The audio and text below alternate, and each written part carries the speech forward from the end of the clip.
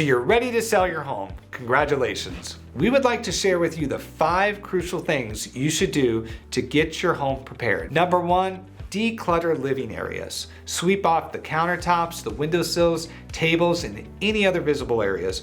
Don't forget closets and drawers. Buyers will peek in there.